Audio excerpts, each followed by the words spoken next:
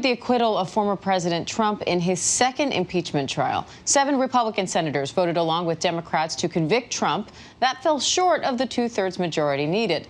Lawmakers are now pushing for a 9/11-style commission to investigate the Capitol insurrection. ABC News political director Rick Klein joins me now for more. Rick, some of the Republicans who voted to convict Trump are now facing backlash. Senator Bill Cassidy has been censured by the Louisiana GOP. That's just one example. What does this mean for the future of the Republican Party? It means that being done with impeachment doesn't mean being done with the consequences of President Trump. He has driven a real division, a spike through the Republican Party, reflected by the fact that you had this record number, 7 Republican senators vote to convict, 10 did so in the House. It means primary challenges. It means threats. It means an ex-president who now, by all accounts, is fixated on political revenge. And it means a Republican Party that doesn't know its path forward. It has been split wide open by this, by President Trump, by the aftermath of the election, by this impeachment trial itself, and it is no closer to being healed, to being united today. A lot of the party official organs continue to raise money on the idea of impeachment, even though, of course, we had this record number of Republicans just support it. And there's now talk of a 9/11-style commission to investigate the siege. What's the likelihood of that actually forming, and what kinds of things would a commission like this look into?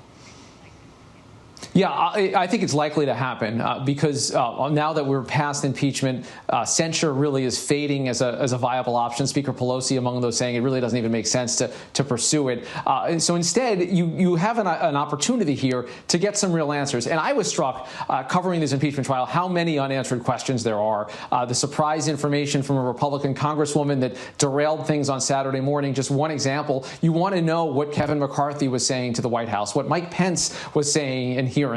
You want to know, frankly, what was security posture happened to allow this to occur, to allow it to go as long as it did. It remains shocking 5 weeks later how long the siege took place, how violent and awful it was. There are so many answers. I think it matters for political accountability as well as, I think, security measures and coordination of different forces. So this seems big enough to warrant a commission like that, and I think it's probably going to come together in the coming days. And Rick, do you think the contentious nature of the trial could affect President Biden's hopes for a bipartisan COVID relief bill and immigration reform, among other things on his agenda? Well, sure. But another way is that this President's Day, Biden gets his presidency back. This has been hanging over everything that he has done for the first 3+ weeks in office.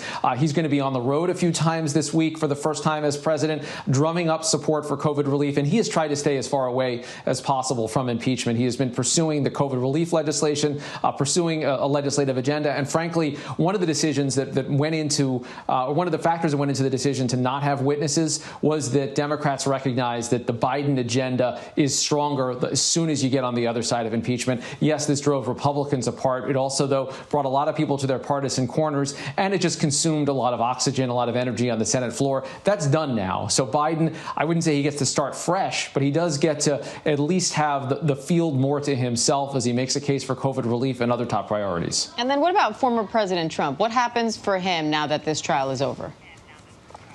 Yeah, I mean, look, the biggest actual consequence of this acquittal is that he can run for office again, and he's going to make noises about it. There's no doubt about it. People are going to be looking for signals from him. The CPAC conference, the conservative conference later this month, we now know is going to include Don Jr., among others. They're going to make noises about Trump making a comeback, though in the meantime, I think a lot of focus around Trump world is going to be how to exact political retribution for Republicans who, in their mind, betrayed him. Are there primary challenges afoot? How can he channel that energy? He will raise a lot of money. I don't expect that he's going to run again in 2024, but I also don't expect, Diane, that he's going to say so anytime soon. All right, Rick Klein in Washington for us. Thank you.